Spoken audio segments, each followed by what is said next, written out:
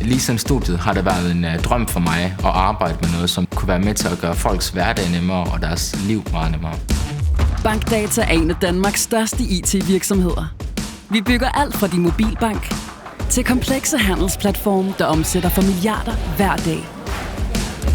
De systemer, vi bygger til dagligt, det har jo en kæmpe indflydelse i forhold til hele Danmarks infrastruktur.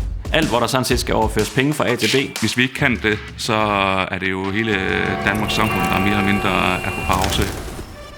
Det er spændende at være med til at udvikle noget, der bliver anvendt af millioner af danskere. Vi bruger metodologien Scrum og Kanban og alle andre ting, vi egentlig synes gør, at vi arbejder mere effektivt. Der bliver lyttet til de idéer, man kommer med, og det er et sted, hvor man føler fællesskab, og man bliver inspireret til at blive bedre.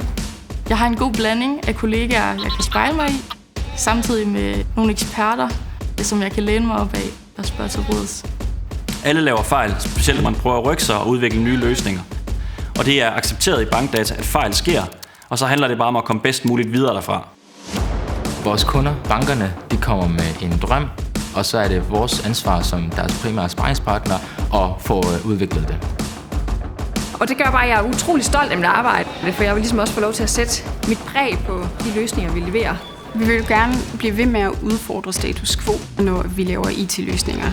Der er kommet den her nye teknologi. Kan vi så på en eller anden måde flytte nålen endnu mere, end man kunne, hvis man blev ved med at bygge på det eksisterende?